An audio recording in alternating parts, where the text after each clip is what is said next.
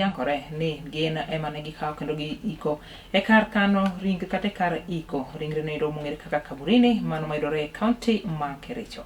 Kane oloso odiochieng' ma kawuonendi, Murkomen wacho ni ok en gino makare mondo mitend kaunti ma Nyamira nyal golo ringre maromo 14 kowuok e kaunti ma kono kendo chwalo gi nyaka e kaunti mano ma Kericho. E kinde go eko ma bende ne oik ringre go eko e kar iko ringre manendo mano mar ji giwegi kendo ne ok en mar piny owacho. Maneno ilifanyika hapa Kericho na kuna mili ambayo ililetwa kutoka Nyamira Referral Hospital na ikaletwa ikakuja kusikwa hapa Kericho, na penye makaburi iko ni kwa private burial or private cemetery, ni penye imefanyiwa hiyo burial.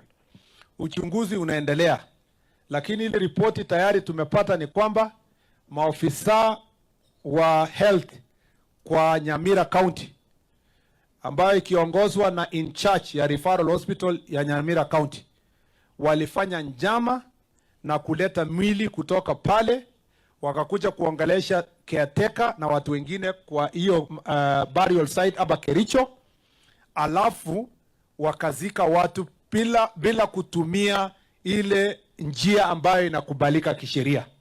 That is the preliminary report we have. Na kwa hiyo court order yenye ilisema they dispose those bodies yenye ilikuwa kwa Referral Hospital, walikuja na miili zaidi ya ile kotini ilisema ipelekwe for disposal.